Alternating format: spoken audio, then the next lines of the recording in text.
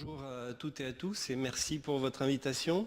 Donc, je vais commencer par me présenter. Christophe Perrault, je travaille au département économie de l'Institut de l'élevage. Je suis chargé de mission économie et territoire, ce qui m'amène à faire beaucoup d'analyses comparatives en fait entre les exploitations d'élevage françaises et européennes, entre pays et entre régions. Aujourd'hui, donc, je vais vous proposer pour introduire la journée de mettre quelques chiffres sur la table, ou plutôt sur l'écran, là, en matière de qu'est-ce qu'on sait sur les tendances plus ou moins récentes en matière d'installation et d'évolution de la main-d'œuvre dans les élevages de ruminants qui se transforment de façon relativement rapide en ce moment.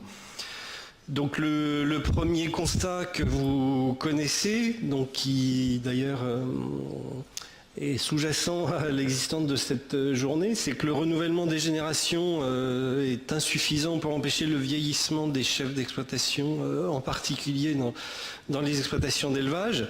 Donc il y a deux indicateurs qu'on utilise pour montrer ça. L'évolution du pourcentage de chefs de moins de 40 ans à gauche, c'est une courbe en cloche, et le pourcentage de chefs de plus de 50 ans, c'est une courbe en auge, donc qui monte assez vite dans la période récente. Vous voyez qu'il y a un minimum vers un minimum ou un maximum dans un cas et dans l'autre vers les années 2000, puisqu'il faut se rappeler que dans les années 90, il y a eu quand même des périodes, il y a eu une politique très ambitieuse, efficace et dynamique de gestion de l'installation, notamment la pré-retraite installation, qui avait profondément transformé la structure démographique des éleveurs, en particulier dans le secteur laitier et bovin, puisqu'en 2000, on avait une valeur assez incroyable de 38% de chefs d'exploitation de moins de 40 ans. Et aujourd'hui, on est à peine à un quart. Donc cette politique, pour mémoire, ce sera peut-être l'objet d'une partie des débats, cette politique de pré-retraite et d'installation avait été arrêtée notamment parce qu'elle était jugée trop coûteuse par Bercy et qu'elle peut-être elle entraînait un certain nombre d'effets d'aubaine, mais elle avait quand même des effets quantitatifs spectaculaires. Donc le corollaire de ce vieillissement, c'est qu'aujourd'hui, il y a un pourcentage de cheptels détenus par les chefs de plus de 50 ans qui peut être relativement élevé, qui est relativement élevé en vaches allaitantes et en brebis, qui est un peu plus faible en vaches laitières et encore plus faible en brebis laitières. Alors ceci dit, donc je vais essayer d'apporter des éléments peut-être un peu qui peut paraître un peu noir et d'autres un peu plus positifs. Donc certes, le flux de jeunes agriculteurs qui choisissent le métier d'élevage se réduit, même si les secteurs herbivores attirent encore de nombreux jeunes actifs. Donc, sur la période 2000-2010, qui est la plus facile à analyser avec les recensements agricoles, il y avait 4200 installations par an en fait, de jeunes qui choisissaient le métier d'éleveur. Entre 2010 et 2013, il y a eu une chute assez nette, hein, mais on est encore à 3100, c'est pas tout à fait négligeable. Et en particulier, il y a une chute qu'on constate dans beaucoup de statistiques autour de la crise de 2009. Le niveau d'installation a assez mal vécu en fait la crise de 2009. Donc sur le schéma que vous avez là, vous avez une hiérarchisation des secteurs en fonction du pourcentage d'exploitations qui ont connu un renouvellement sur 2000-2010. Donc là aussi, il y a un certain paradoxe. On voit que les secteurs laitiers et équins d'ailleurs ont un renouvellement plutôt supérieur à la moyenne de l'ensemble des exploitations, en particulier plutôt supérieur aux exploitations des grandes cultures. Alors il y a beaucoup de paradoxes en fait dans l'évolution des structures agricoles françaises. Le secteur des grandes cultures est assez attractif en termes de reconversion d'exploitation plus qu'en termes d'installation. Donc il y a une chute donc plus ou moins prononcée autour de la crise de 2009. Donc c'est sur la droite là, vous avez. Est-ce que je vais voir le pointeur? Oui. Par ici, là, donc on voit que le choc de 2009 est plus marqué en fait sur les secteurs bovins qui ont perdu 25 à 30% du flux d'installation. Donc un autre critère un peu préoccupant, c'est que parmi les moyennes et grandes exploitations, Donc le pourcentage d'installation avec élevage d'herbivores est en chute assez nette en fait, hein, puisqu'il est passé de 63% entre 2000 et 2010. Donc notamment la pré-retraite installation avait quand même bien performé dans les secteurs élevage. Aujourd'hui, c'est plus qu'une sur deux. Et donc on voit que là c'est un signe assez net du problème d'attractivité des métiers qui nous intéressent aujourd'hui. Donc on peut essayer d'approcher aussi les choses en matière de taux de remplacement des départs. Hein. Donc on considère, alors, chaque étude, c'est un critère qui n'est pas tellement partagé. En fait, chaque étude a son mode de calcul. Je pourrais revenir sur le mien. Donc moi je pense qu'il y a à peu près un départ sur 2,65 qui est remplacé entre 2010 et 2013 sur l'ensemble des éleveurs d'herbivores. Mais c'est pour introduire les différences entre secteurs. Donc entre caprins et en ovin lait, on a plus d'une sur deux. En ovin viande, on est à peu près un sur deux. Vache laitière, on est dans la moyenne. Et c'est le secteur bovin viande qui se démarque où le taux de remplacement est plus faible. Sachant que derrière, en fait, ces taux de remplacement, toutes les exploitations ne sont pas reprises avec une probabilité égale. Hein. Donc on a une tendance à la disparition des plus petits élevages, en particulier en lait de vache. Hein. Il y a un effet taille sur la probabilité de disparition qui est très élevée, notamment en zone de plaine. Il y a des effets zones qui sont très forts. Donc ça a déjà été un peu évoqué, notamment en bovin lait. Donc on sait qu'il y a des régions qui remplacent très bien leur départ. Plus d'un départ sur deux remplacé dans les montagnes du Doubs et du Jura grâce aux filières comtées.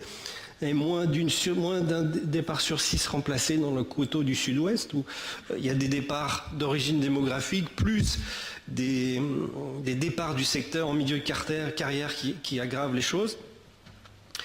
Et le dernier point, c'est aussi un paradoxe, un taux de remplacement, c'est un ratio entre des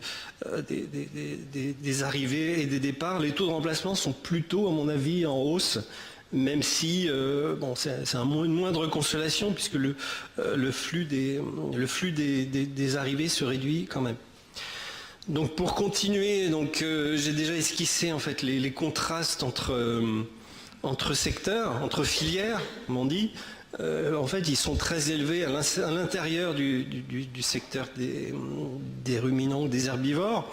Donc, pour l'élevage caprin, en fait, l'élevage caprin est caractérisé par des carrières plus courtes et plus variées. Hein. Donc, en production de lait de vache, on avait l'habitude de dire qu'on s'installait à 27 ans pour 27 ans. En élevage caprin, ça peut être beaucoup plus varié. Okay. Donc, à la fois, il y a des carrières courtes et variées, ce qui a des avantages et des inconvénients. Il y a beaucoup de mobilité, mais il y a aussi des risques d'instabilité pour des filières qui sont devenues de dimension assez limitée. Moins de 3000 livreurs de lait de chèvre, à peu près autant de fromagers caprins, donc on quitte un peu la loi des grands nombres. En fait, il y a des effets assez particuliers qu'on peut observer, notamment sur les livreurs de lait. Quand on analyse les statistiques, on voit que c'est l'exemple type du pilotage par l'aval. En fait, quand je regarde les statistiques ou les cartes d'évolution du cheptel ou de la démographie des éleveurs, on peut lire en fait les stratégies des entreprises dans ces cartes. C'est très net entre 2000 et 2010 ou 2013. Donc c'est un pilotage complet par l'aval.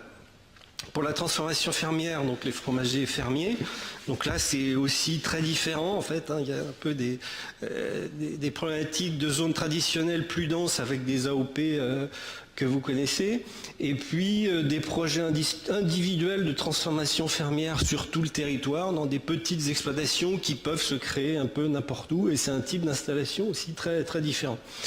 Et donc globalement, le secteur caprin fermier est caractérisé par l'absence de logique de transmission. Il y a beaucoup d'activités qui peuvent se fermer et se recréer ailleurs, avec localement des transactions plus délicates à gérer collectivement. On a vu ça dans le cas des Cévennes, il y a eu beaucoup d'installations après 68 on va dire, et là il y a un problème de renouvellement de ces activités.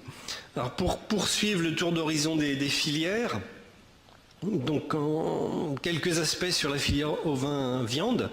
Donc, à mon avis, au-delà des installations, on voit assez clairement dans un certain nombre d'analyses des questions sur l'attractivité de cette activité de production ovin-viande qui est assez contraignante au niveau travail et qui n'a pas toujours été très rémunératrice.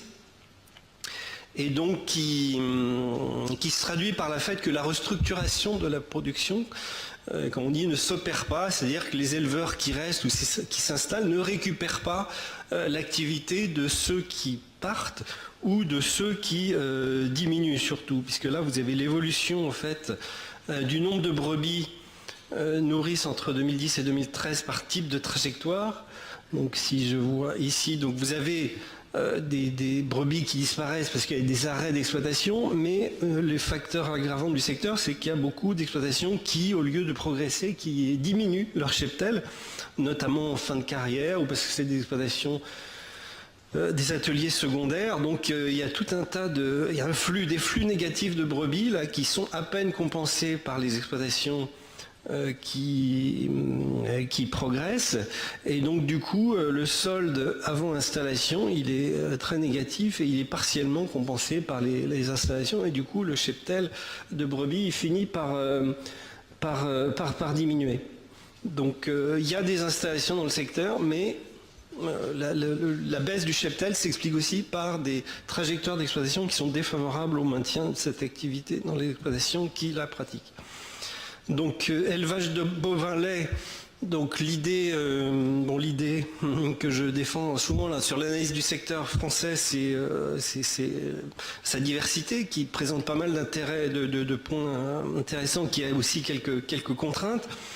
Donc historiquement, il faut se rappeler que c'est le secteur bovin laitier qui a été façonné par une politique socio-structurelle française, avec des plans de développement, des quotas, des CDOA, des DGA qui ont beaucoup profité au secteur. Donc là, on est dans une phase de changement radical de mode de régulation pour ce secteur-là, qui se conjugue quand même toujours avec une forte exploitation reprise et de forme d'exercice du métier. Donc je vais vous le montrer un peu après. On a fait une typologie une première typologie des types d'exploitation dans lesquels s'installent des jeunes agriculteurs en production laitière. Donc on peut montrer que les tailles de cheptel qui sont choisies sont très différentes, de 25 à 109 vaches, des systèmes de production qui peuvent être très simples, où on s'installe tout seul à 56 hectares, jusqu'à des formes collectives à 249 hectares, des différences de filières, on s'installe quand même dans beaucoup de territoires. Des formes d'organisation du travail aussi très différentes, entre 0,7 et 5,4 UTA. En moyenne, les jeunes s'installent dans des exploitations dans lesquelles il y a plus de main-d'œuvre que la moyenne, mais il y a une grande diversité, et surtout une diversité de métiers qui est assez propre, qui me paraît assez intéressante comme facteur d'analyse de la filière française. Donc il y a beaucoup maintenant de co-exploitants dans des collectifs à la française, des fameux GAEC, qui sont quand même assez particuliers et spécifiques à l'échelle européenne, voire mondiale, avec une co-exploitation de gens qui sont un peu à parité de responsabilité. Des chefs d'entreprise qui gèrent des salariés, des capitaux, un peu comme ailleurs en Europe, et qui se développent, puisqu'il y a de plus en plus de salariés dans les exploitations laitières. Bon, des éleveurs individuels high-tech qui vont s'intéresser beaucoup à l'automatisation pour résoudre des problèmes d'organisation du travail, des éleveurs qui choisissent d'autres voies que l'agrandissement qui est choisi par les 3/4 des exploitations. Donc il y a des exploitations économes, autonomes, alternatives à la croissance. Il y a 13% des jeunes installés laitiers en Bretagne qui ont choisi la production biologique en 2016. Et puis il y a aussi des producteurs salariés intégrés par leurs voisins. Ça a commencé ailleurs en Europe, il y en a quelques cas en France, donc c'est un point peut-être plus délicat, mais ça existe aussi. Donc le renouvellement est insuffisant pour endiguer le vieillissement et engager la stabilisation du nombre d'exploitations. Donc il y a une diversité, mais en flux ça reste insuffisant. Vous savez que le secteur laitier est celui qui diminue le plus vite, moins 4% par an.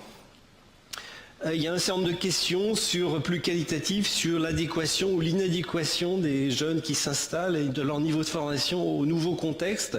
et notamment lié au fait qu'ils sont en train de devoir gérer de plus en plus souvent des salariés.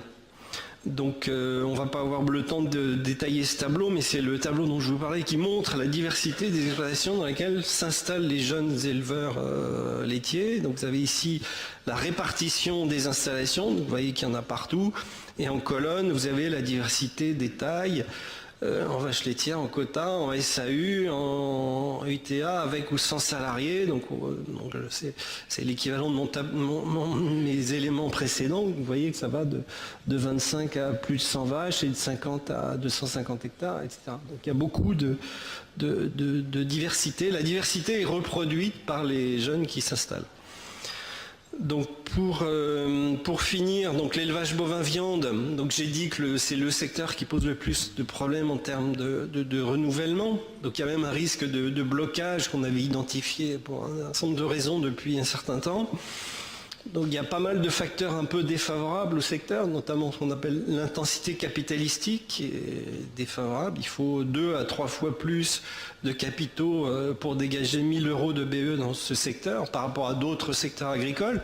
Donc quand il y a des capitaux qui s'intéressent, dans un marché libre de capitaux, en principe il y aura assez peu de chances qu'ils s'investissent dans un secteur. Bon, il y a un certain nombre de zones qui sont un peu dédiés à cette production, ce qui explique leur renouvellement. On voit aussi que les transmissions et les croissances sont de plus en plus difficiles pour les grandes exploitations. Il y a même eu toute une période entre 2007 et 2013 où les croissances ont été totalement gelées, les exploitations ne bougeaient quasiment plus. À la faveur de la nouvelle prime vache allaitante, il y a eu un petit peu des mouvements, mais on n'arrive pas à discerner ce qui est un peu structurel de ce qui est un peu conjoncturel. Il y a peut-être une crise de croissance d'un modèle qui est un peu original pour cette production en France, une exploitation allaitante spécialisée à plein temps d'une certaine taille, il n'y en a pas beaucoup ailleurs en Europe. Et du coup, on peut craindre une sorte de scénario qu'on avait appelé à l'anglaise, où les éleveurs vieillissent à la tête de leurs exploitations sans pouvoir les transmettre, investissent peu, extensifient, simplifient, privilégient le naissage. C'est un peu ce qu'on voit aujourd'hui. Et la limite de ce scénario-là pour achever la transposition du modèle anglais, c'est quand même la faible disponibilité en salariés ou le faible pouvoir de rémunérer ces salariés dans ces exploitations. Donc les alternatives à ce scénario un peu noir seraient soit une restructuration brutale avec des exploitations beaucoup plus grandes et beaucoup moins nombreuses, c'est possible, ou des systèmes plus variés, créateurs de valeur ajoutée, alors qui existent un peu mais quand même moins qu'en bovin lait. Et le dernier point, c'est que face à ces problèmes, il faut quand même se rappeler que c'est la production qui tient une grosse partie du territoire herbagé français. Quand on regarde la carte des prairies permanentes et la carte des vaches allaitantes, il y a un parallélisme très frappant dans le Massif central. Donc pour finir, deux points peut-être plus positifs, on va dire.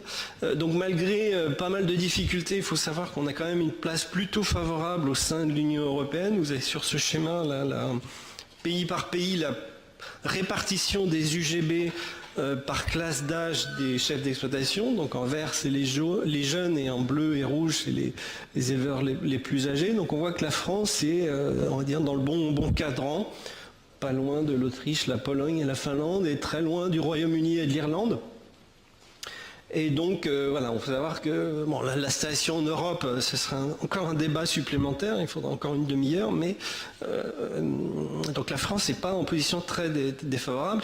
Et l'autre point que je voulais souligner, c'est que donc on travaille pour essayer de résoudre les difficultés avec notamment une plateforme qui a été lancée. Vous avez une publicité dans votre dossier là.